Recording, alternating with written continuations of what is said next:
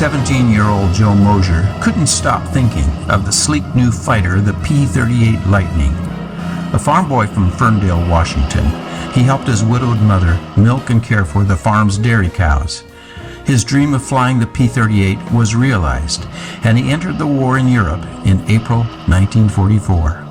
That dream came to a terrible end on August 13 on his 44th mission. By that time, the quiet young pilot had been promoted and awarded a Distinguished Flying Cross for his courage and skill in dangerous ground attacks. As the Allies advanced toward Paris, Joe was attacking a truck convoy when he was hit by anti-aircraft fire. Trapped in his burning P-38, he bailed out moments before it crashed. French farmers attempted to help him escape, but were caught by the Germans who, Joe thought, executed two of his rescuers. Joe found himself in Fresnes, the notorious French prison. Allied guns could be heard outside of Paris.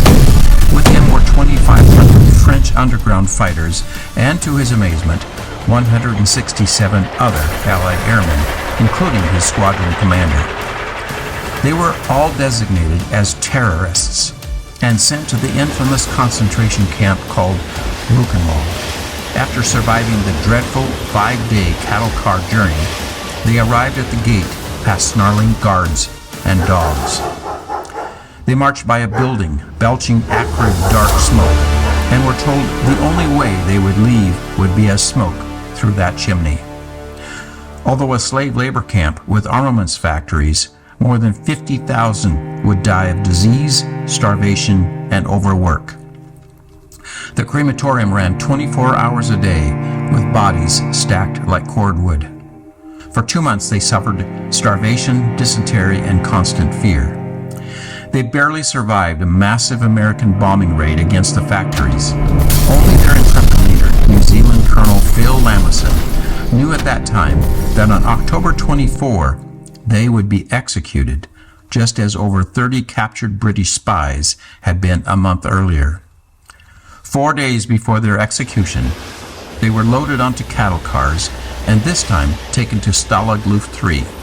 Rumors had reached Luftwaffe leadership that Allied airmen were held by the SS in Buchenwald in violation of the Geneva Convention. A brave Luftwaffe officer and fighter ace, Hannes Trautloff, secured their release. Although now in the hands of the Luftwaffe, Joe found himself in the same barracks room where the Great Escape Tunnel had been constructed a few months earlier. With the Russian army approaching, the Germans marched them for 65 miles in the most severe winter conditions in decades. Still in weakened condition from near starvation, Joe collapsed and was carried for a quarter of a mile by his roommates, saving his life. Many others on that march, called a death march, froze to death. Liberation would finally come in April 1945 as Patton's army burst through the gates of the prison camp in Moosburg, which by now held 130,000 Allied prisoners. Joe's story of courage and survival in some of the worst conditions experienced in the European War is told in A Fighter Pilot in Buchenwald and in the award-winning film Lost Airmen of Buchenwald.